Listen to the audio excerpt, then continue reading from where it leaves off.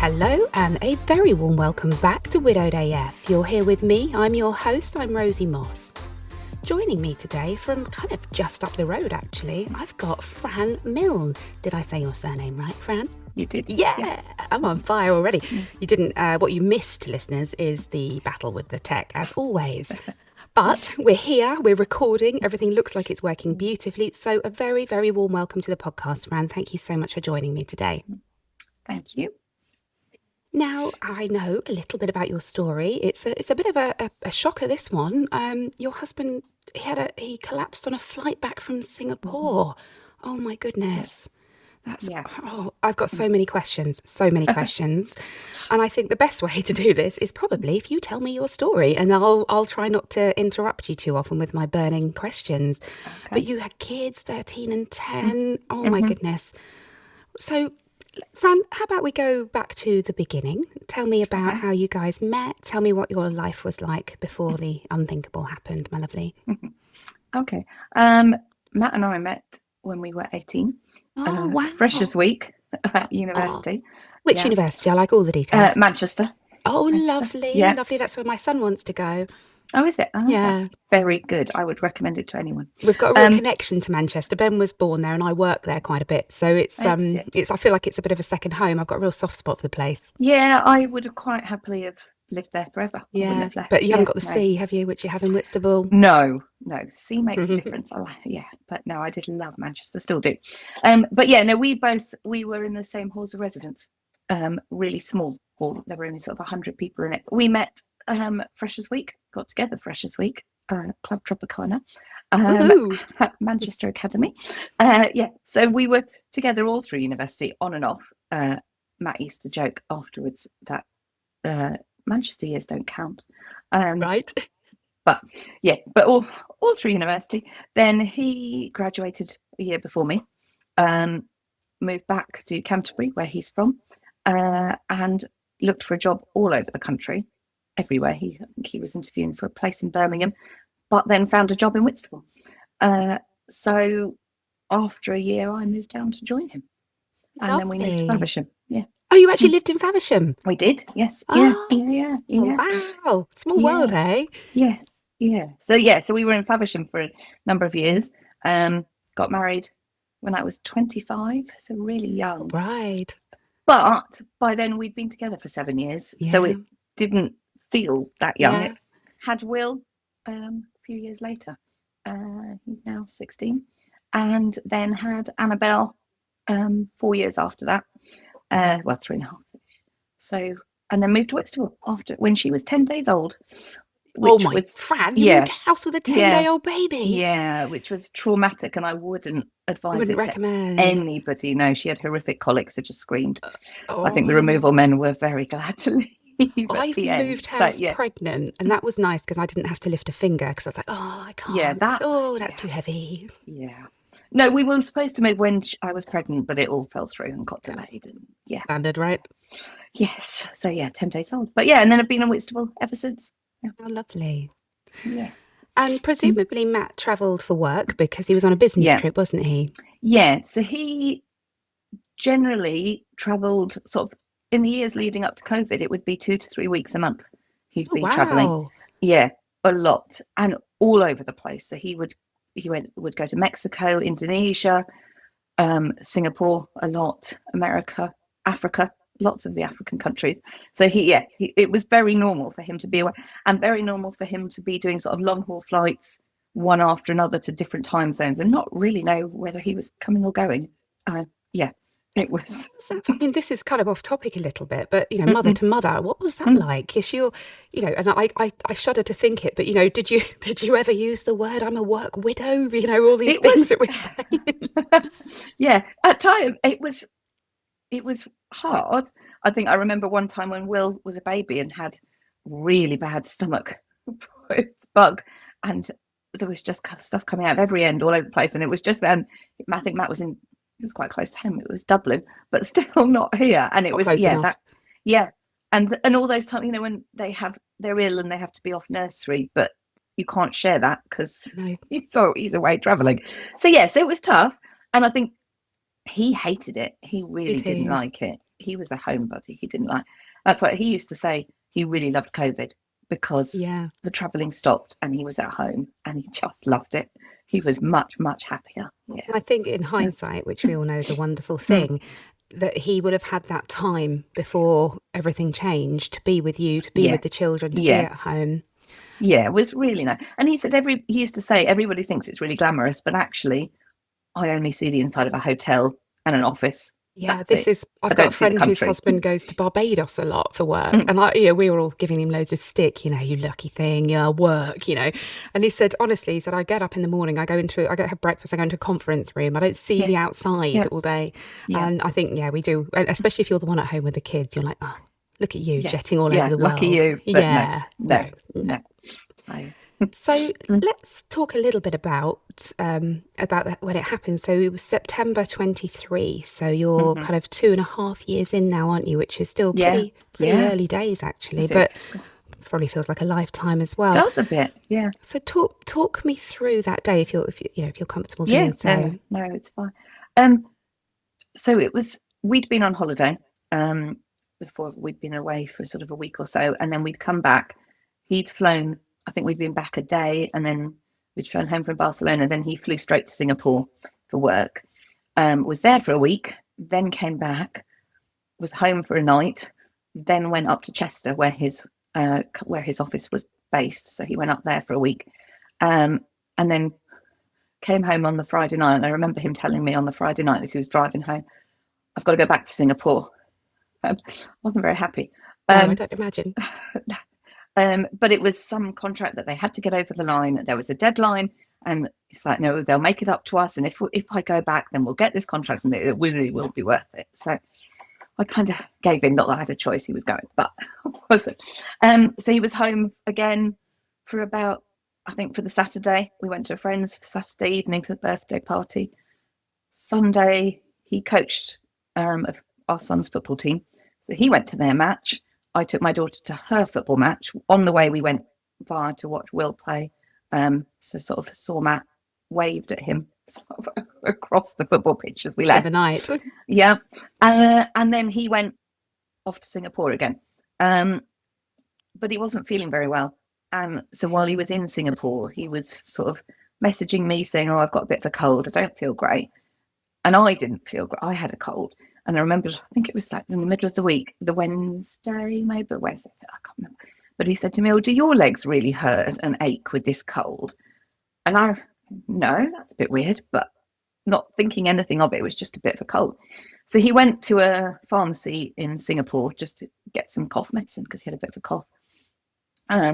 They gave that to him, but he didn't really want to go and see a doctor. He didn't want to Matt didn't really go to the doctors or see people. Or you're not the first person to say that. No. So he didn't. And also I think there was a little bit of him that thought, well, if they say I'm ill or I've got a cold or something, they won't let me fly. And actually, I just want to get home. Yeah. So he went to the airport on the Friday night and he was messaging me from duty free, just asking if I needed anything. He was quite useful. He'd get makeup, perfume. When he first started traveling, he'd get the kids a present every time he went away anywhere, and then that kind of started getting quite expensive. And he never had time. So then he'd go via Tesco's in Whitstable on his way home and grab them something. And then again, we were like, this is ridiculous. So we started a tradition of wherever he went, he bought a magnet. So our fridge now is covered in magnets from very bizarre places. We've got Togo, Gambia. Amazing. But yeah, so that was, rather than, it was just getting a bit silly, the presents. But he was in duty free, so he said, "Is there anything you or the kids need?" And then he said, "I really don't feel very well. I'm not looking forward to a 16-hour flight." So I think I remember saying, "Well, why don't you just see if there's anything in first class, upgrade. If you're not, let's just do it for once, or go back to the hotel, get a flight tomorrow." And he went and checked, but there wasn't. The flight was sold out. So then we were talking on message about staying another night. He's like, "No, I just need to get home. I need to get home. I want my own bed. I want to get home." Fine. And then that was, he got on the plane. It was, at the time, I was having flying lessons. So I did have a stupid little thing where I was looking on flight tracker app that I was a bit obsessed with. And so through the night, I woke up randomly a couple of times. I took screenshots and it was like his flight was over Baghdad at one point and over somewhere else that was a bit weird. So I was like, oh, that would be quite cool to show him when he gets back. And in the morning, we were going to look around a secondary school for Annabelle. So I woke up and I went and got a cup of tea, and I looked at find my phone or whatever it is, and he was at Heathrow. So I just sent him a text and said, welcome home, love you. Didn't get a reply. So I remember sitting there thinking, well, that's just rude. Yeah. But had my cup of tea. The kids were both asleep, and the door went. And I thought, oh, it'll be Amazon. I'm going to ignore it. And then I thought, oh no, I should get it. So I was still in my pajamas, went downstairs, and there was a police officer at the door, and her car across the drive. And she said, oh, could I come in and have a chat? And I assumed that there'd been, I don't know, some burglary or something had happened in the road and that she was just going through. So I said, yeah, that's fine. Do you mind if I just run and get dressed? And she said, yeah, no, go for it. So I turned around to go up our stairs. And as I did, I don't know, something just I don't know what it was. It was just some feeling. So I turned back to her and I went, actually, is this about my husband? And she said, yes, it is. So I said, okay, I was going to get dressed. So I ran upstairs, went into my bathroom and threw up. I just had some kind of weird feeling that, I know that feeling. It's so strange, so weird. Went back downstairs and she said, he's collapsed on the plane. He's not very well. He's currently in the air ambulance, so that they had to do an emergency landing. They got the helicopter on the runway waiting, so they've taken him. So I thought, that's great. So they're taking him to Hillingdon Hospital. That's where any illnesses at Heathrow go. So I said, fine. She said, you need to get there. So I think I phoned my mum first, because she lives sort of only half an hour from Hillingdon. So I said, Matt's not very well. He's at the hospital. It's going to take me a while. Could you just go? So she did. She got in the car with my dad and they just drove. I phoned Matt's parents, who live the other side of Canterbury. They live in Littlebourne. And I said, Matt's not very well. I think we need to go to the hospital. And so she said, that's fine. We'll just get dressed. We've got to sort, they have, what they did at the time, had a couple of dogs. So we've got to sort somewhere for the dogs. We'll come pick you up and we'll go together. It's silly, all of us going separately. And then I phoned my friend and said, can you just come and look after the kids? Completely forgetting it was her daughter's birthday party that day. But bless her, she didn't. I think in terms of priorities. Well, but she didn't say a word. What a good friend. She is a good friend. She just got in the car and came up. And then it was a really torturous half an hour sitting in my living room with Olivia, a police officer, who was so lovely, so young. She took my dog into the garden, was playing fetch with him. I woke up the kids, said, Daddy's not very well. He's going to the hospital. Do you want to come with me? Or do you want to stay here? Fritha's here. And they both said, no, we don't want to come. We don't want to. We want to stay here. So, in hindsight, a really good decision. Olivia was sitting on my sofa and her radio went and said something and she put the volume down. I just remember her doing that and I looked at her and I said, you're going to say he's gone, aren't you? And she said, no. But the helicopter's landed at the hospital and I'm not going to get any more updates. So now you need to phone the hospital. Okay. So I Googled Hillingdon Hospital, phoned them, and said, my husband's just been brought in. And they said, oh, we're going to put you on hold. We'll come back to you. And then a lady came on the phone and she said, oh, my name's Amy. I'm the paramedic from the air ambulance. So I was on the helicopter with your husband. She said, they're doing CPR. And she said, I don't want to upset you, but you've got to get here as soon as you possibly can. Yeah. So I said, well, I'm 2.5 hours away. I'm in Kent. But okay. And she just said, I'm just telling you, come. Just whatever you do, just drop your stuff, come now. So I hung up and then I phoned Matt's mum back. And then they were still getting ready. And then they had to go. They were driving to friends to give the dog. They were going to be too long. So I was on the phone and I said, do you know what? Matt's car's here. He'd about a year ago just bought a Tesla, which was his dream car. So I was like, do you know what? I'm just going to drive it. I'll drive myself. Please tell me it was charged. It was charged, but I didn't. And while I was doing that, Fritha was listening. So by the time I got off the phone, she said, no, we're not doing that. I've messaged, we've got a little group of friends. She said, I messaged them, and whoever can get their shoes on quicker is coming. They're taking you. Love this when the They are, women yeah, pile they in are. and They did. I mean, yeah, that day they were just all so amazing. So yeah, within sort of 5 minutes, my friend Kate had arrived. She was on the doorstep, and we left, and then Kate, she's in a tiny, tiny little red car. But then my mum phoned and said, right, I'm at the hospital, but they've taken us into a private room. And I remember thinking back to my days of ER, and it's a private room is not a good that's not a good sign. But she said, okay, I'll let you know as soon as we hear anything. And then Matt's parents were messaging me, and we were driving. And I think at that point, because I was stuck in the car, and I still feel a bit guilty about it, but I've got sort of two groups of really good friends with their WhatsApp groups. And so I was just messaging them constantly, because I was just remember doing this. Keeping myself occupied. I thought, distracted. I've got to do something. I'm in a car. I don't know what to do. So yeah. The last thing you can do is just sit and look out the window. You can't. No. So it was just, I reread the messages I sent. Just like random words. I don't know how they don't make any sense whatsoever.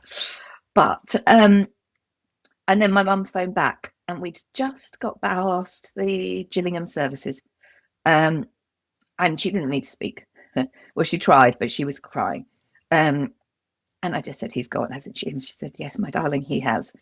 And this is where Kate, luckily for me, Kate's a sergeant in the Met, and is probably the strongest woman I've ever met. So she was the best person, because I just opened the door of the car. We were in the fast lane of the M2. I just didn't know what to. Yeah. So she luckily managed to stop on the hard shoulder, and again, I was just very, very sick on the hard shoulder. And then she said, Fran, we can't. We're in a really not a safe place. We can't be here. So we got back in the car. We said another hour and a half to drive. I was like, God, this could be not a good drive. So yeah, again, and I feel bad for my friends, because they were friends with Matt as well. And I think literally I was just like, he's gone. That's how I told them in a WhatsApp group. But again, through that rest of that hour, they kept me going, because then Matt's mum was texting me saying, have you heard? Oh. And I thought, well, what do I do? Because they're in their text. They're in their early 70s. They're driving. I can't. He was an only child, so I can't tell them. But then like one of Annabelle's friends' mum was messaging me saying, oh, Annabelle says Matt's really ill. Is there anything we can do? And I thought, well, if people are starting to hear, and I thought, I can't let them turn up at the hospital. I phoned her. I phoned her and told her. And I don't think it went in, because afterwards she sent me a text just saying, Matt is dead. And and I think they stopped at Clackett Lane services, and they stopped in the car park for sort of half an hour, because they just couldn't drive. But yeah, so that was not a good car journey. Just picturing you in this car, trying to get to him, thinking he's going to be okay. He's going to be poorly, but it was that update whilst you're in the car, and you're not even with your kids. Oh no, but I don't think that was necessarily the bad thing, because that gave me a bit of yes, actually that makes sense. Yes, that was but and then poor Kate was driving. I think her husband was one of Matt's best friends. So she said to me, oh, he's just left the house. He's walked out the house. So now the kids are like, she's trying to work all that out. Then we got to the hospital, and this is the dark humour. My mum was trying to direct us to the car park she and my dad were in.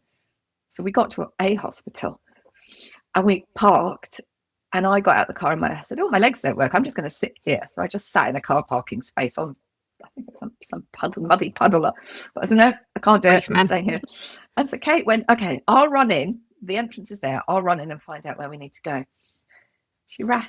She came back. She went, it's the wrong hospital. This is the mental hospital. But I've told them you might as well have checked in. Back. Well, so I was like, oh, God. So we got back in the car, found the right hospital.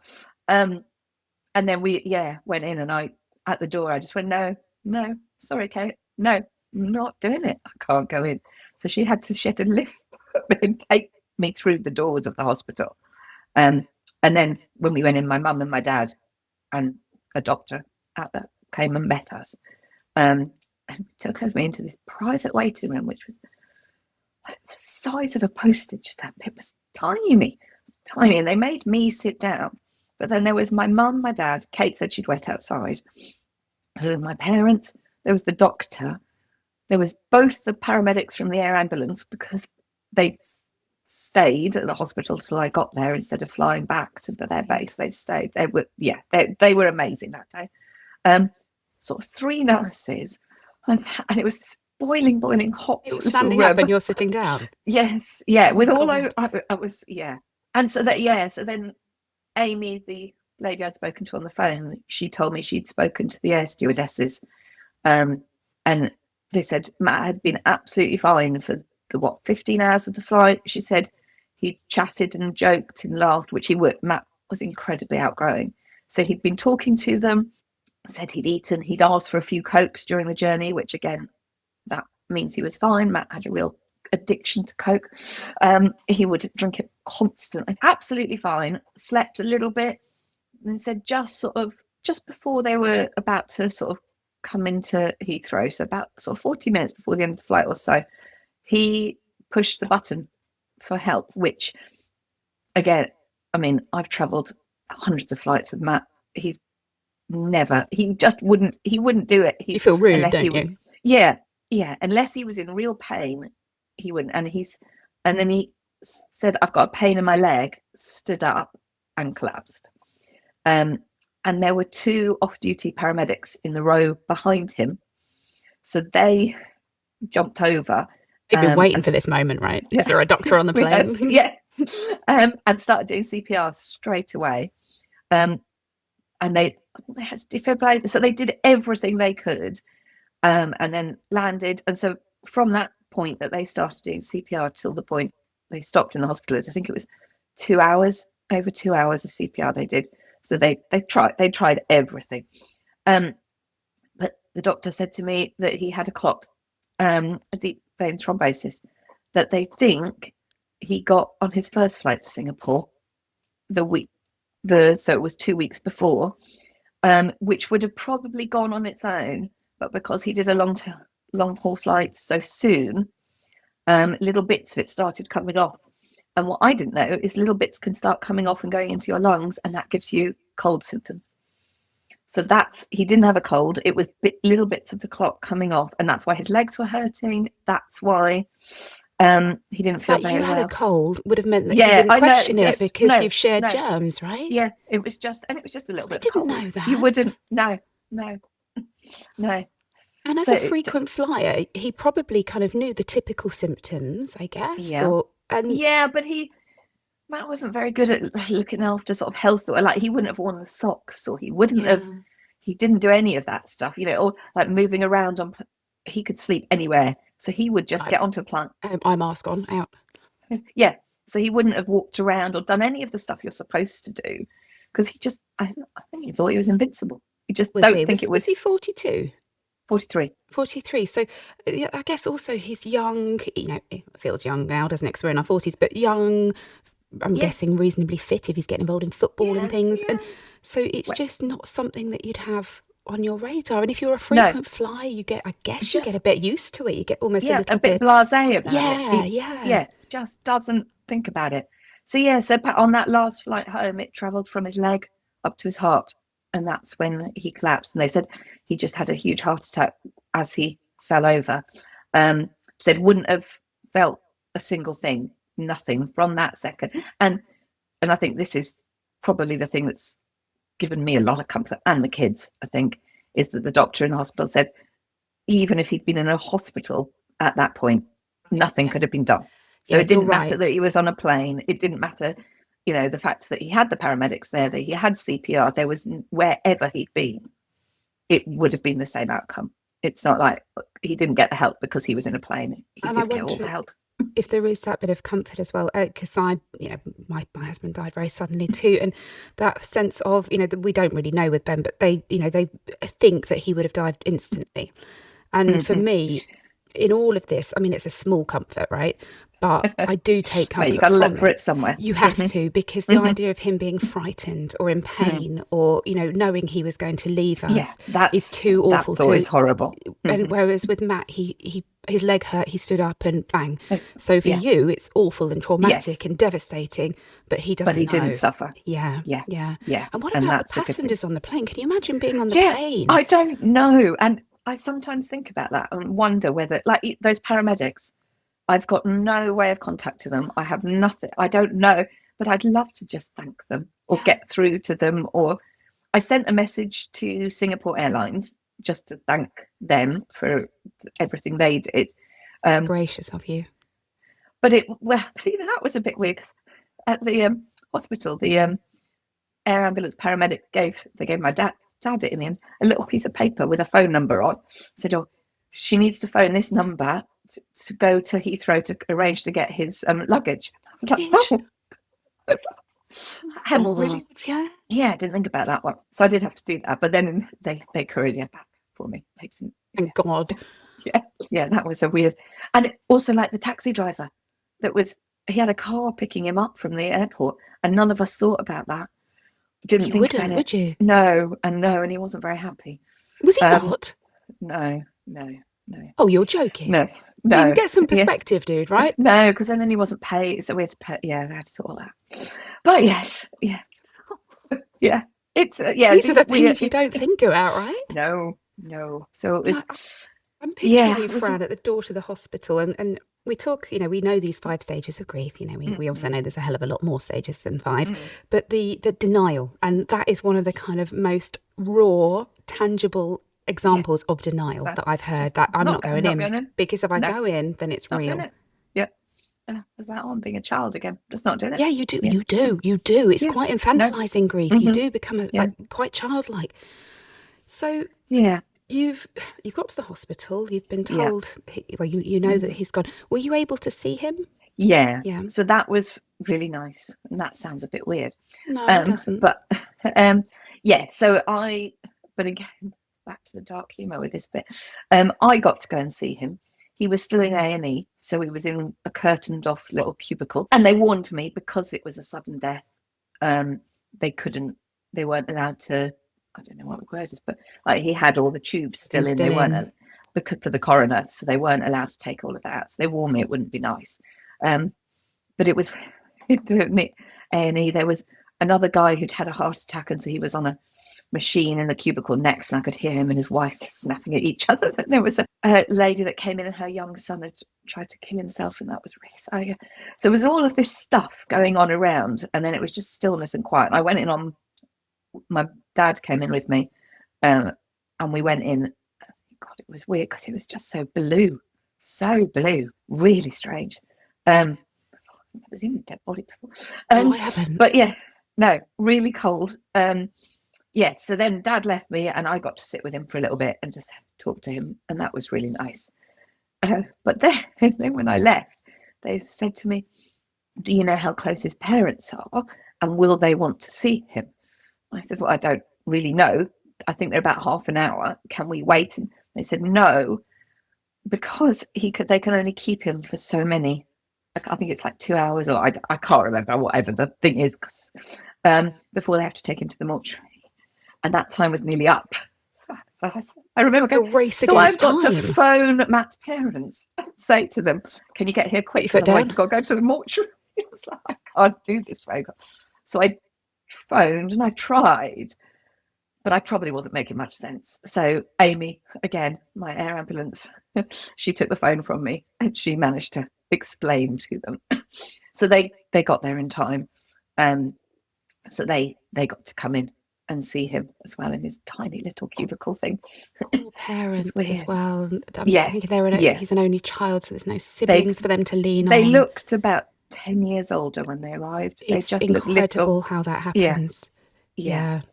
I remember ringing Ben's mum, and that she just kept saying, my baby, my baby. And I was like, oh God. Because when you're a mother as well, you then think, oh, that is her baby. Yeah, It doesn't matter, he's a 42-year-old man, yeah. he's her baby.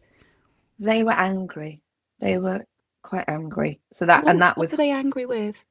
With Matt, for travelling so much, but that was hard to deal with, actually. That was... Even though we know on a kind of logical, practical level it's that just anger's the shock, far it's the to grief, grief. it's the... Yeah, but it's... I was angry with Ben. I'm not angry with Ben, but you... That's... But it's very difficult, I imagine, for you to hear that anger. I think especially at that moment when it was all too really fresh. Raw. Yeah. Yeah. And then I remember they asked if I wanted Matt's wedding ring. And again, like, oh my God, I've got to make these huge decisions. And like 3 hours ago, I thought I was just going to look around the secondary school, and now I'm here. It's you're duty free to arrive, weren't you? Well, yeah, never got that. Never got his hand luggage back, actually. Oh, damn. Yeah, I got a bag with his clothes, and his wallet. But yeah, he's wearing that perfume. Yeah, but yeah. So I said no. I wanted to stay with him, and then I changed my mind, and I got scared that it was too late. So I went back and asked, and they gave it to me. And I remember walking into the corridor, and I was on my own. I think my parents had said they were going to go and wait outside because once Matt's parents were there, they said, just we'll wait outside. And my brother and sister had driven as well, so I have a very good family. So they were all outside, and then Matt's parents got to the loo. So I was just on, and I think leant against a wall because there were no seats in the corridor, and kind of just slid down. And a porter opposite, he was walking, and he went, "Let me lift you up and let me go get you a chair." I said, "I'm fine. I don't need a chair." But I just, remember that guy again. A bit of kindness. Yes, really. Yeah. And it is, even having to decide whether you want his wedding ring is such an enormous decision. And I don't know. No, nothing. Not anything I'd ever thought about. Just weird. One of the best decisions I made, because Will's worn it every single day since on the train. So, and it's his comfort. So yeah.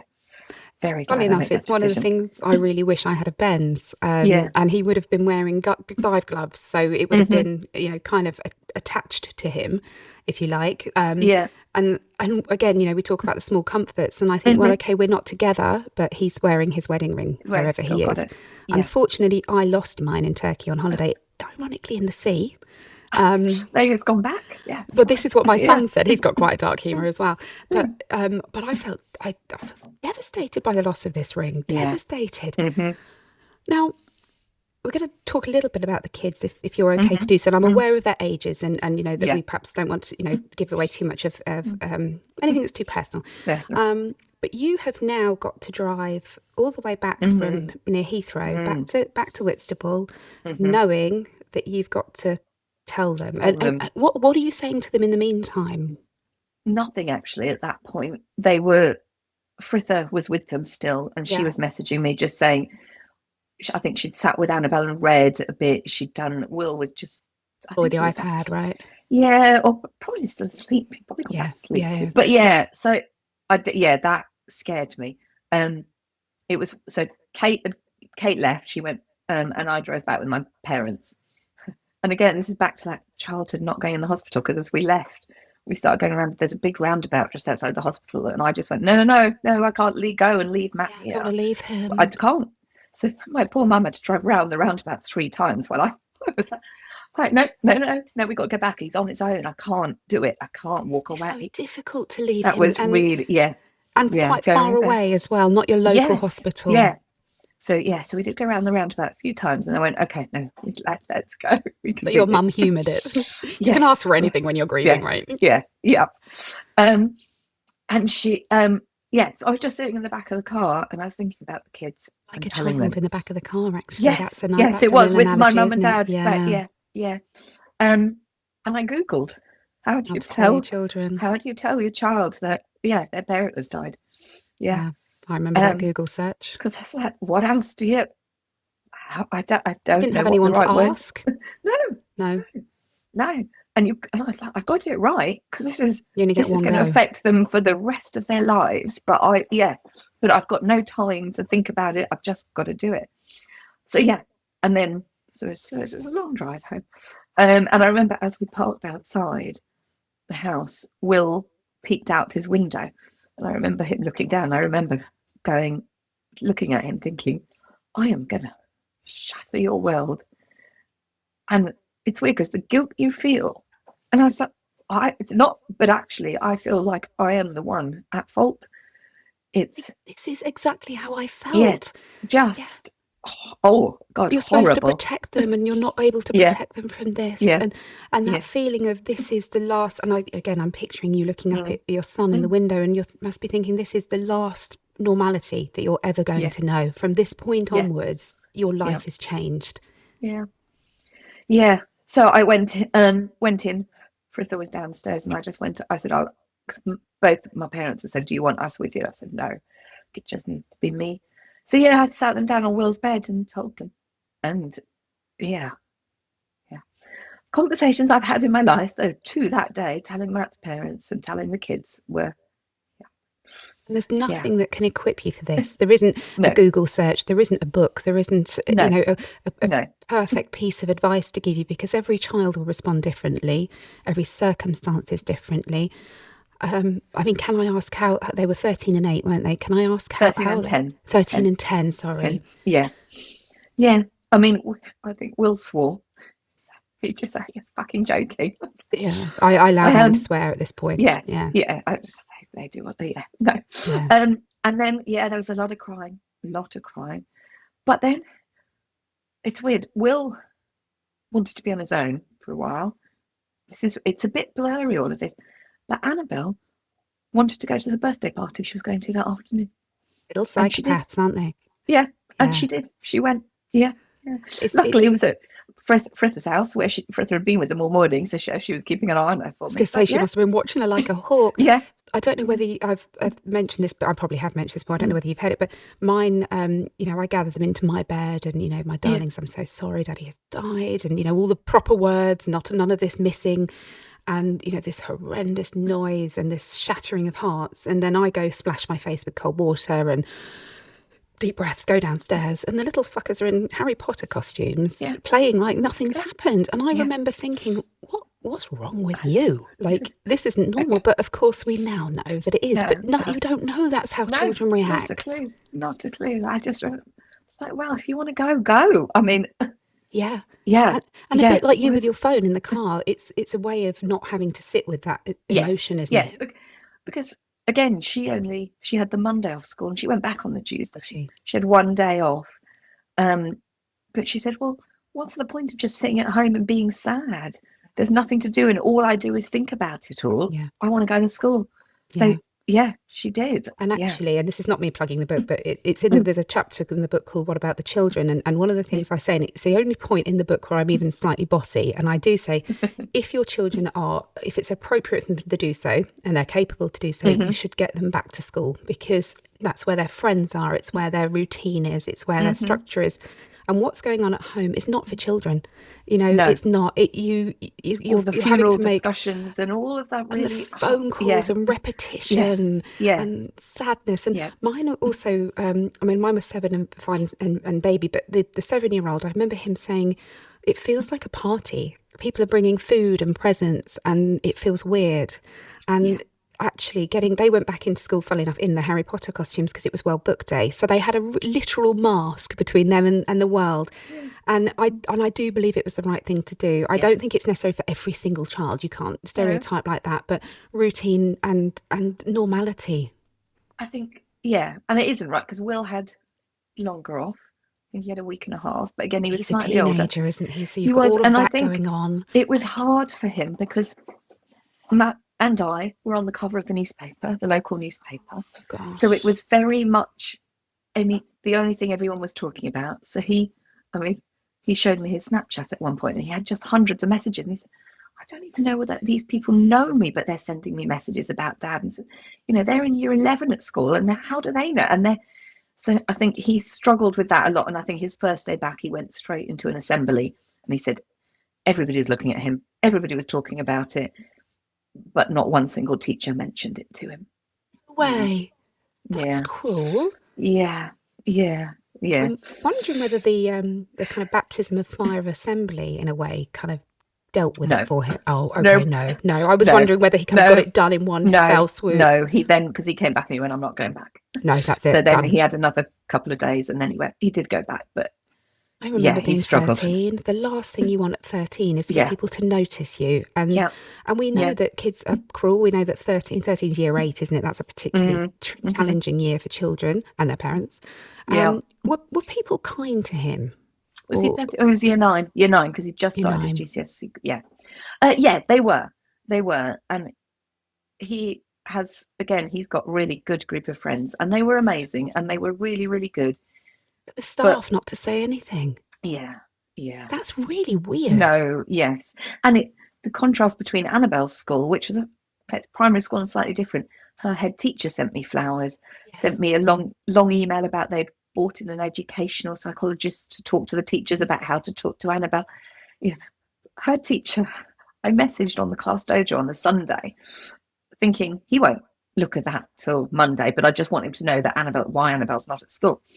Within 30 minutes, he'd replied on the Sunday evening, saying whatever he could do. He came round the Monday evening, said, "Do you want me to come and pick her up and take her to school with me tomorrow?" She was in the background going, "No, no, no, no, no, no." But the fact that he offered, that's they all you did want, isn't it? everything.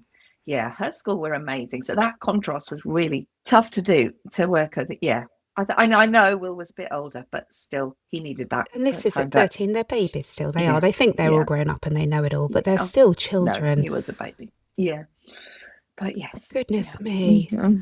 And did you have to wait long? Were you able to plan a funeral? So it was doctor strike. Oh no. So we couldn't get the death certificate signed. Yeah.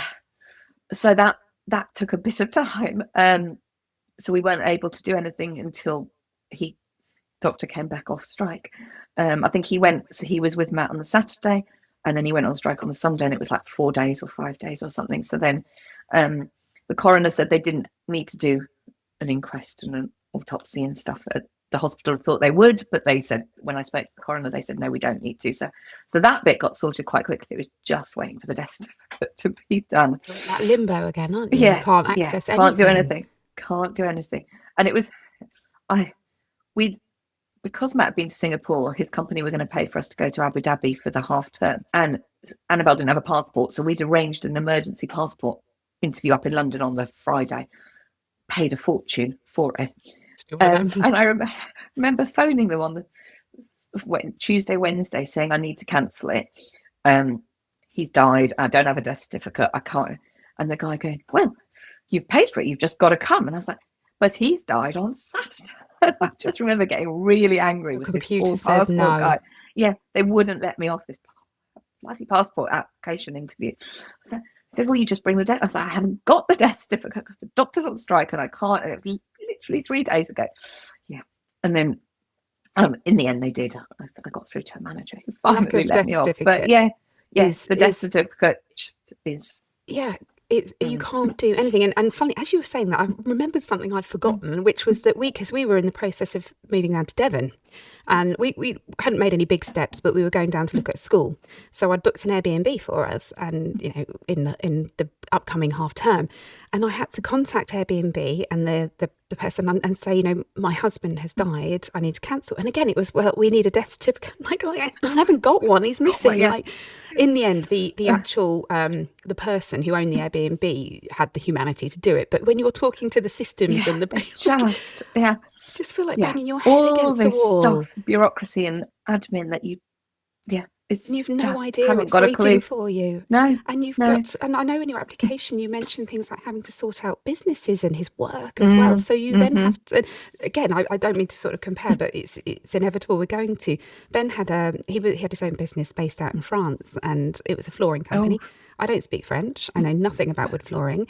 Wow. And I had no other means of income. I was on maternity leave. So suddenly I'm having to figure out, I had wood in my garage, and one of the customers is saying, well, I'll come and buy it off you. And I'm out there lugging planks of wood into a van. I'm thinking, how the hell did this become my life? And there is no let up. It's not like, there's no break. He's died, or he's... we'll give you a couple of weeks, and then sort of like, no, you have to do it the day after. Yeah, It's yeah. And the kids need feeding, the washing yeah, needs doing, the dog needs yeah. walking. I remember just thinking, in films where the character sort of is still and the world's rushing around them, and I felt like that, and I just wanted to press pause. I just wanted Yeah, everything to stop but for you a little can't. while. And No, that's probably one of the toughest things. yeah. I remember my friend saying to me, she said, I was making packed lunches for my girls this morning, and I was getting irritated with it. She said, and I suddenly stopped and thought, Fran's world has collapsed, and yet she still has to make packed Yeah, lunches. She still has yeah. to. She's still doing the Like, yeah, sandwiches. still got to do it. You just can't stop, and that is hard because actually you just want to lock away the world for a while. But Yeah, I yeah, really there wanted isn't that. to. I wanted to pull the duvet over my head with a bottle of gin and emerge when Yeah, everything was fixed. But yeah. we know that doesn't work like that. No.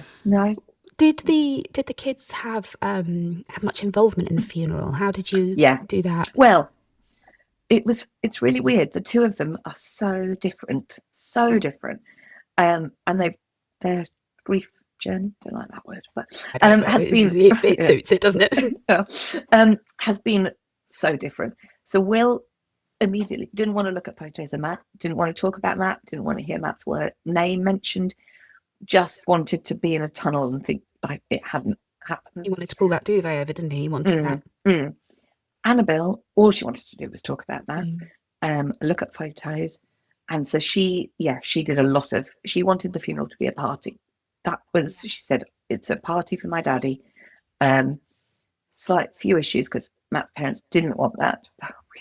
Like, no, we're doing what Annabelle and Will want. So we went with it. So yeah, she did a big picture. I've got it somewhere. Welcome to my daddy's party, which we put up at the I said I don't want to use the word wake because I don't like it. Even that's quite difficult if you've got two children who are both grieving and they're doing it in very different ways, because you want to give them both the space to do it. It was very difficult. Yeah, and you don't want to be saying to Annabelle, stop it, you're going to upset Will. No. And you don't want to say to Will, you've got to listen to her because it's important she talks. And again, you've gone from being, and yes, he was away a lot, but he's going to be on the end of the phone and he's at sounding board, and suddenly you're having to deal with make decisions. Yeah. Big decisions. Big decisions. Yes. Yeah. But actually his funeral, sounds really weird, was just one of the best days because it was just really lovely. It was so lovely, and there were so many people there that he'd have been, just really touched. Right? Yeah, people who flew over from Spain, from Ireland, from all over the place, from America, hundreds of people. And I just look back on that day as a really good day, which I know sounds really awful and really weird, but it just was. That. I feel the same. I think I look back on it, and for that one day, I was so surrounded by love and support and stories. And, the kids there was one of Ben's uni friends who's a naughty boy, and he bought a rocket thing, and they set off a rocket and it landed on the church roof. And I hope the vicar's not listening. And the pizza van turned up there was a pub where we had the wake, and the pizza van turned up kind of 8 o'clock at night, and everyone was buying pizzas, and it was a lovely sunny day. And I had that real conflict of feelings because I thought this is such a beautiful, amazing day, but we're only having this day because Ben died. And it was, so because all my family there in Oxford, so they rented a holiday house in Whitstable. Well, they did several over those few weeks. They moved around, which was really nice. They having them all here. My mum stayed with me. I don't think between my mum and my sister, they didn't let me have a night on my own for quite a while. But I remember actually going back to the night that Matt died. My mum and I were on the sofas. We've got two sofas, and we watched endless Match of the Day. My mum hates football, but I just was like, I need something on that's not something you need to listen to, nothing you need to care about. My mum went British Bake Off for me. I found old episodes and I just used to let it wash over me. Because it was, just endless Match of the Day. So we were all in the holiday house the evening before the funeral, and people that I hadn't seen in years, and I was writing the eulogy, and I was just sitting at the table doing it while they were all going, having a glass of wine, all walking around, coming in. And it was just, I thought, God, Matt would have this would have been his dream evening. It would have been so lovely. And then turning up at the crematorium and just seeing the people. I mean, just so many people. We did it during half term, and quite a few, I was getting so many messages from people saying, we can't be there, we're away, we're really sorry, we can't be there. And at one point I thought, no one's going to be there. Yeah. It's going to be it's going to be awful. There's not going to be anyone there. And then as the cars went behind the hearse drew up, it just, it's still seeing all of those people. Yeah. And it's something amazing. I always say to people is, if if they lose somebody close to them, and for us, we're talking about a romantic partner, and you can go, you should go. Yes. Even if you don't speak to them, you don't have to go to the bit afterwards, but there's something weirdly comforting about seeing a sea of people who are all there to grieve with you. It just makes you feel that Matt mattered. That's really important. That's it. Yeah, really you're right. That's it. The crux of it. It's that they mattered, and that you matter as well, because it's a very lonely journey, grief. And we know that after the funeral, often support wanes, and the reality kicks in. But for that day, that you just feel like everybody's in it with you. You're all in there together. Yeah, and I think that was what it was. I mean, the kids had never been to a funeral before. No, that was that they didn't really know. I mean, they knew what funerals were. I don't know, Will was 13, so he didn't know. But 2 or 3 days before, I said to my mum, I'm going to take them to the crematorium. I want them to see where we're going. I don't want them to, the first time they walk in, when it's full of people and all of these, and for them to feel. So it's probably the only time in that couple of months that I said no to them and said, I'm doing this, because they both refused. They said, we're not coming. And I forced them. And I remember walking across the car park, literally dragging them both. They did not want to be there. But I am so pleased we did it, because the crematorium staff were amazing. They took us in. We got to sit on the front row. It was Faversham Crematorium, which was brand new at the time, and it's really lovely. So they had sofas at the front, and they showed them where they were sitting. They got them to stand up at the front, said, this is where the people will be speaking. Showed them where the coffin went through the whole thing. They got them teddies. So when on the day of the funeral, when we arrived, in each of their seats was a teddy with a little pocket that they can put in something that they can remember. So it was lovely. So again, when we drew up on that day, they kind of, because Annabelle, she was only 10. It was but all her friends came as well. So that was there were a lot of children. That's lovely. All of Matt's football team that he coached, they were all there in their football kit, which again was just really lovely. He'd coached them since they were under 8s, under 9s. Every 2 times a week it was with them. A lot of these children, it might be their first experience of death, and for it to happen to somebody kind of their parents' age, it really, I think it brings home the fragility of human life, doesn't it? Did people wear black? Some. I asked for orange. Orange? Matt was obsessed with orange. Really obsessed. There was a lot of orange. There was a lot, which was actually, again, really lovely, really nice. And one of my best friends, Sarah, she made everybody a flower that she gave out to everyone as they came in, which was white and orange. So everybody, even if they didn't have orange, they had the flower. So, orange. Yeah. See, I can remember my mum saying to me, people keep asking me, Rosie, do you want people in colours, in black? And I was like, black. I want people in black. And actually it wasn't the service itself was very, very sad. And, my kids stood up with me, and, just devastating. But like you said, afterwards, there was music, there was drinking, there was the kids running around, and it did take on almost that. And I think that's what I didn't understand about funerals, is it's like a light relief, isn't it? After the sombre. After the really hard couple of weeks beforehand, it was just a celebration. It sounds a bit cliche, but it was. I think my sister had been to a funeral a few weeks before, or a couple of months before, and they'd had photos everywhere. So she said, I'd really like to do that. So we did. Matt's wake was in the hotel near here, which has huge teepees in the garden. Nice. Used for weddings and wakes. So it's got lots of posts. So she hung between all the posts like wire, and then clipped hundreds of photos. Bunting. And said to everybody, you know, we've got photos of Matt with sort of all the people in his lives. If you can find a photo of you and Matt, just take it. Feel free to take the photo of you and Matt and take it home with you, which was just a really, because then really everybody nice was spent their do. time just searching or looking at all the photos. Look, it was lovely. So yeah, It's giving I me think goosebumps, actually. That's yeah, really nice. it was lovely. That was really nice. I think, and that Annabelle, she hadn't cried. I mean, I didn't cry. She hadn't cried. And then I think the actual funeral, they did, you know, they do the bit of photos. That was, she found that really hard. And we got into the car to go back, and she had just the biggest panic attack. I thought, where she couldn't breathe. She was hysterically, yeah, she was shaking. And we'd lost our driver. So we were sitting in this car, and there were all these hundreds of people coming out and surrounding the car. And she just, I think that at one point there, I thought, we're just going to have to go straight to the hospital because I don't know what to do with it. She just completely lost it. And I think, and it was just hard because there were all the people going, well, knocking on the window, just saying, oh, can we give you a hug? No, no, I can't. She needs me right. You need this like second. blackout But windows.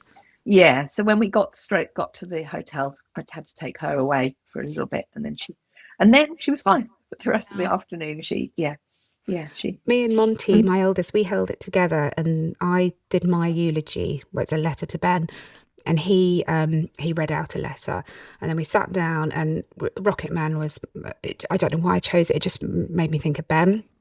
And the kind of opening bars of Rocket Man come on, and I just saw his shoulders start to go, and then mine started to go. And I don't know how loud we were, but I know that was when we broke, and, you know, everything just, and sobbing. And then, but by the time you kind of come out into the sunlight and you're welcomed with these arms around you, and it's a cathartic process. And it's like, as humans, we have to go through that, don't we? Yeah, it has. Yeah, you have to have it.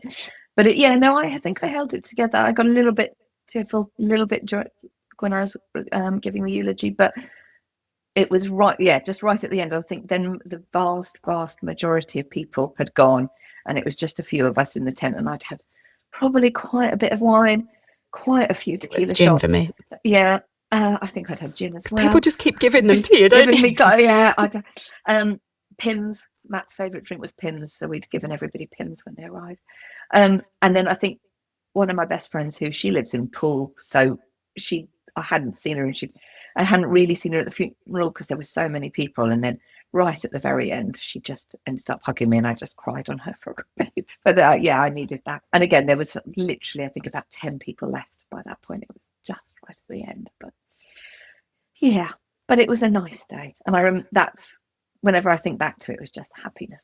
Yeah, and I think it's nice to be able to do that for the kids as well. And I wondered about, should mine be there? They're very young. Is it appropriate? And actually, there was no body, which I think perhaps helped in a way, because they didn't have that real visual of Dad in a coffin.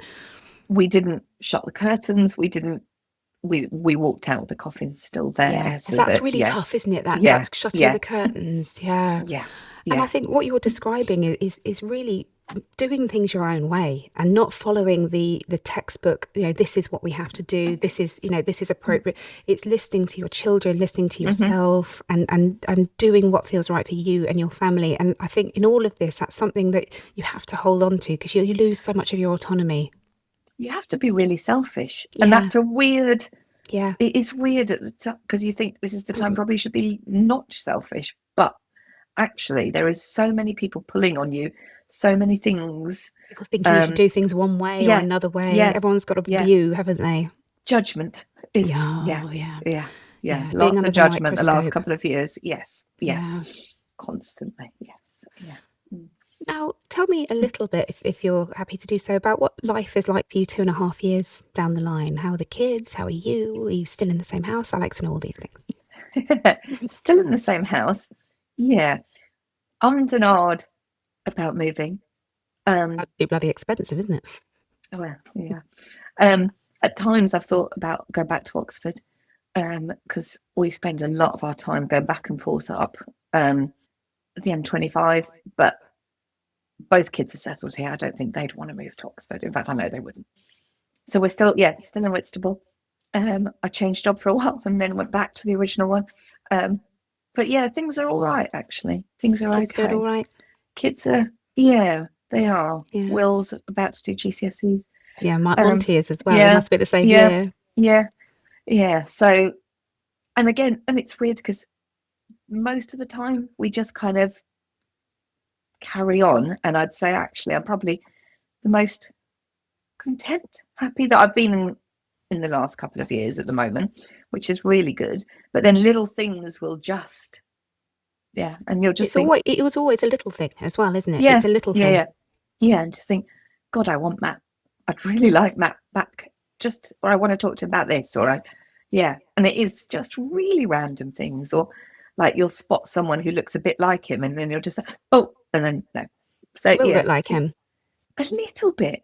Will's really, really tall, and Matt wasn't. Whereas Will's 6'3", and we're not quite sure where that's from. But Monty's like that. It's like living with a man giant, and God, they can eat, can't they? Yeah. Yes, they can. Yes. Yeah. But he's good. Yeah. Annabelle's happy. She's at secondary school. I think it is weird how things change for them both. So whereas Will, that first year was hell, utter hell, and he went to some bad play. There was Whereas now he's not fixed, but he's in a much better place. We're able to live with it.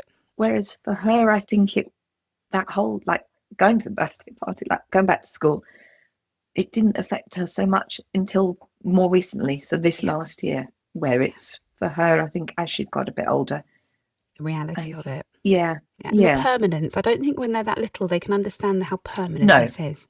No. Because my daughter was 6 months, so for her, right?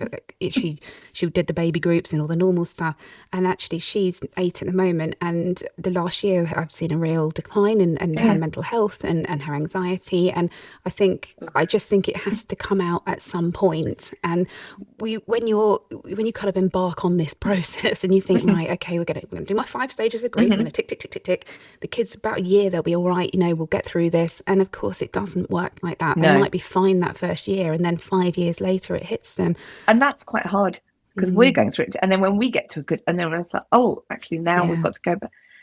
Her anxiety is tough, isn't it? It's really tough. She finds it really hard to be away from me. Yes. And when she is away from me, the constant messages, just checking in, and that I find that hard, and then I feel guilt because I say, well, I know why. And also, we need a break too, right? Yeah. But because she doesn't, and she is older and she's getting better, but like sleepovers and things she wouldn't do, because she said, well, what if the police come for you this time? And that's really hard because I can't say, oh, well, they won't. That's not going to happen. I can't give her that reassurance because it has happened. So and that's the thing they want, isn't it? They want you to say you won't die. They want you to say that you won't ever leave. And I can remember early on thinking, I really don't want to lie to my kids because they've been through too much. But what they need to hear me say is I'm not going to die. And so I used to just say, look, I'm doing my best not to die. And back then I was drinking a lot. I wasn't really taking care of myself. And so when I stopped drinking, and I thought, now I'm actually keeping that promise to them, I'm trying to stay alive. Yeah. It is the reassurance when the worst has happened. So they know, it is really hard. But I think I'm about to book, hopefully, a holiday for the 3 of us, which we've been away, but with other people. It's one of the things I found the hardest in a really weird, and I'd never say this to them, was being the 3 of us together, because it just felt wrong. And that kind of made things like, oh, there's a gap, and it made it really obvious. So I hated it. I couldn't do it. I couldn't be just the 3 of us. And now that's become one of my favorite things, is just the 3 of us and to be with the 2 of them. But it's taken quite a while to be there. Also, they have to become reasonable human beings, because nobody wants to hang out with an 8-year-old all day. No. We went camping last year, just down to Cornwall, and it was a pre-pitch tent. I'm not a psychopath. And there was one night where I'm under canvas, which is not my natural habitat, Fran, I'll be honest with you. No. But I was filthy. I hadn't washed for about 3 days. I didn't care. I'd really I went full, native here. And I just thought to myself, the people that I love the most are all with me right now under this bit of canvas. Mm-hmm. And I think the sense of peace I got, and it takes a long time. Where are you going on holiday? Make me jealous. Don't know yet. Don't know. No. Yeah, we're arguing. Probably not Dubai. Probably not. No. or Singapore? No. No, No long haul flights. No. Well, we went to America the year after Matt You do some died in the crazy shit in August. that first year. Yeah. It was amazing, actually. We went with my brother and his now fiance. They got engaged there. But to see my cousin, who lost his wife a few years before, when she was in her mid-30s from cancer. So, gosh. Yeah. So it was, and then my other cousin has lost her husband just a few months ago. So there's, out of the 7 grandchildren, 3 of us are now widowed, which is just very strange. Really, really strange. United you? Have you got that? Have they been helpful? Yeah. So that was So it was. I mean, one lives in America, one lives in India, so we're all quite far away. But yeah, it's a very strange thing. But yeah, so we flew to America, and actually getting on that plane was, it was tough, really tough. And I'd thought about it beforehand, but the kids hadn't mentioned it, so I thought, I'm not going to say anything. We're just going to go with it.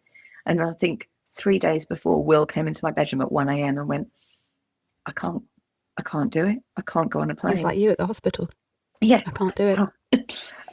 So I think we went to Hollands and Barrett's and got every kind of thing I could think of to kind rescue remedy. Yeah, I spoke to Heathrow, I spoke to the airline, and they were all brilliant, actually. When we got to typically it was the same terminal. As we got into the airport, it said, Singapore Airlines.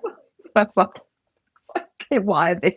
But I went and spoke to someone at the end and said, look, we've got special, whatever it's called. And she thought, well, why? So I said, well, because not meant to ask you that.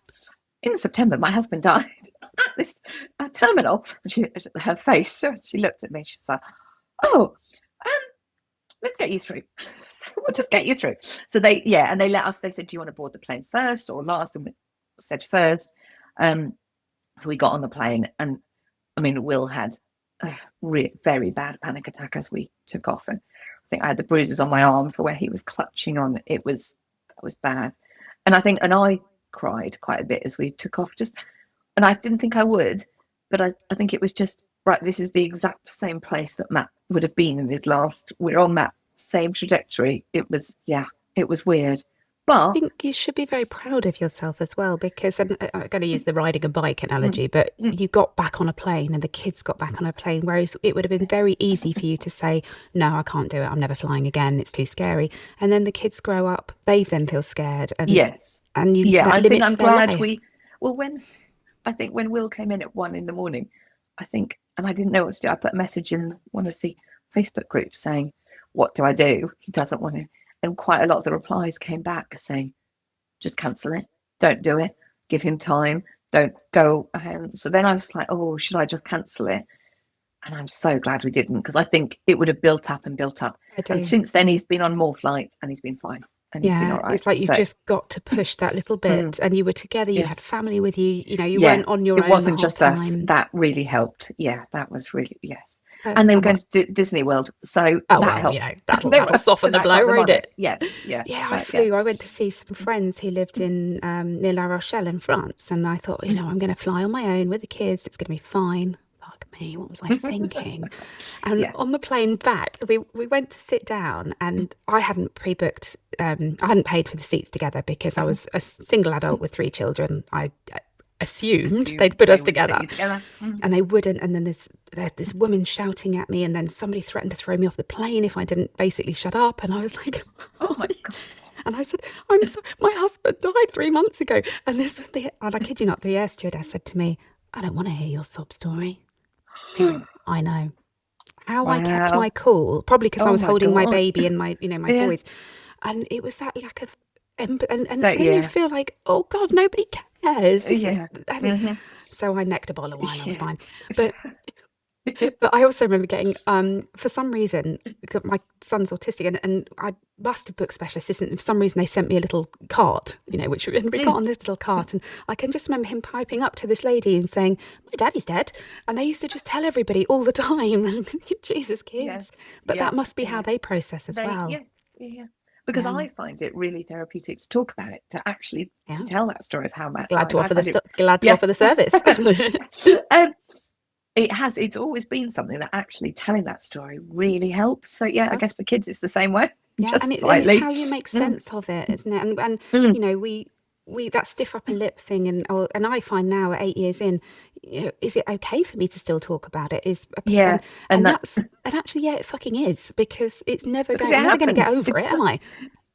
And I think with the kids as well, because I think Annabelle's had at times someone saying, "Oh, well, I mean, we know your dad's dead. You don't need to." Oh, okay.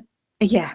I think I say but it makes Daddy was part of your lives. He was a huge part of your lives, and we're not going to hide that, or by not talking about it.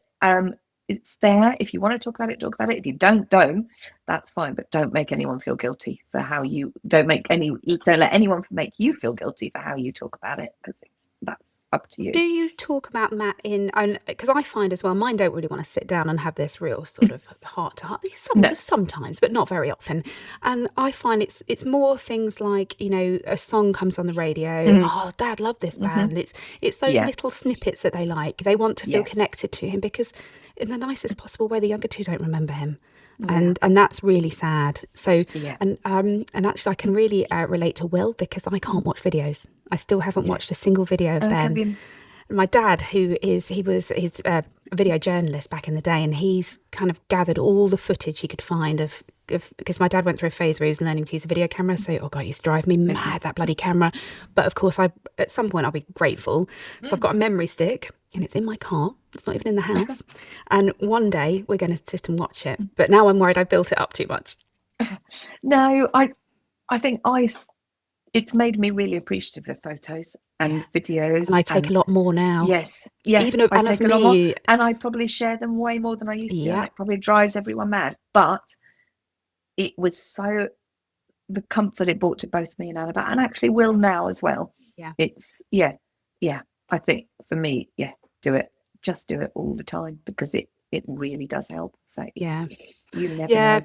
Perhaps we'll do it. We've still got another week of summer holidays, Easter holidays. We're on you on a strange schedule as well. Have you got next week off? Will's got next week off. Annabelle doesn't. She's on her second week. He's on his first. Yeah, we had, and poor old Monty, they've made them go in this week because of GCSEs, so he's only getting 1 week off. No, Will hasn't. They did do sessions, but I just sent him off on the bus. Off you go, kids. He broke his right thumb a couple of weeks ago. Oh, that's going to affect your texting. Yes. Well, and his writing, which is so what will they do? They give him a scribe. They haven't been great so far. But he's doing. He's typing. And we've got an appointment at the hospital on Monday, so hopefully. It's just a barrier, isn't it? It's just a barrier towards just one more thing, but yes. But at least I just keep saying to Monty, you're going to have the best summer of your life. That summer when your GCSEs are over is the best summer of your life, because you've got all this time. So do the work now, because then you've got time off. So and then you're back in for A-levels, kids. Suck it up. Yeah. Well, Fran, it sounds to me like you've done the most incredible job with the really shitty hand of cards that you got dealt, and just giving those kids that autonomy and that stability and that love and space to grieve in their own way. I mean, I'm no expert really, but from what you've told me, it sounds like you're doing absolutely everything. And I think, you know, obviously I never knew Matt, but I think he'd probably be really bloody proud of you. Do the kids ever tell you they're proud of you? Have you got there yet? Occasionally. Yeah, it's like gold, isn't it? I'm like, it is. Can I record it? Yeah, it is. No, they are. Yeah, they are brilliant. Those two. Yeah. And I think, you know, it's a terrible, terrible thing. And I really didn't want it to define my kids. I didn't want them to be unscathed by it, because that's an impossible ask. But I wanted them to be aware of the fact that terrible things happen, and the way you deal with that terrible thing is what defines you, not the terrible thing. But also I tell them, whatever happens to them in life now, they can deal with, they can cope with, because they've already dealt with the worst. So they will be amazing at the rest of life, because they've had that experience and it's made them strong. And I wouldn't wish it on my worst enemy, but there is a different level of empathy to the kids. And I don't know how they'd have turned out differently, because I haven't got that sort of vision. But I do know that they are good, empathetic, and kind. Will said to me the other day, his girlfriend's a bit older, and he said, but the thing is, Mum, I've been through so much in the last couple of years that my maturity, he said, I just understand I'm different to my friends. It's made me different. And I think Monty found secondary school. So we had to move Monty secondary school. And because I think he was so different to his peers. And at the time, it perhaps presented more like just being a bit kind of, he'd have his headphones on a lot. But actually, the books he was reading and the way he articulates and is very emotionally intelligent, he is different to other 16-year-olds. He is. And I don't necessarily think that's a bad thing. He's actually quite self-motivated as well, which, he'd have every excuse in the world not to be. And he wants to do something with his life. And he actually wants to go into some sort of psychology, which I think is lovely, to use your own trauma and do something with it. Yeah. I was like, do I get free sessions with you, Mum? Because that'd be fine. I'd lie on a sofa and tell you all my guns. Yeah. I don't think he needs to hear my demons. My scarlet poor kid. Well, Fran, thank you so very, very much for coming on and talking about that today. You've it's been incredibly interesting and moving and actually kind of funny in places, which I always think is amazing. And I might look you up and come and meet you. Yes, wouldn't that be lovely? We could go for a widow walk on the beach. Yes, let's do that. That would be great. And you take care of yourself and those babies, and got lots of luck for GCSEs. I'll be with you in spirit, my friend. Yes. And for anybody out there who's listening, has been affected by today's episode, you can reach out to me on Instagram. It's widowed_AF, and I do reply personally. So get in touch, and I'm sure if you've got questions for Fran, she'd be happy to answer them via me. Is there anything you wanted to add, Fran? Is there anything you want to say before we cut off? No, I don't think so. Just thank you. It's been actually really nice. Really nice going through it all. It's weird how enjoyable my job is, because I'm talking to people who are grieving, but I love it. I get to meet the most incredible people. I will be back with you next week with another story from the forefront of widowhood. Until then, you take care of yourselves. Lots of love. Thank you for listening. If you found this episode helpful, hit follow or subscribe so you don't miss the next one. And if you think someone else may benefit from this, please do share. We'd also really appreciate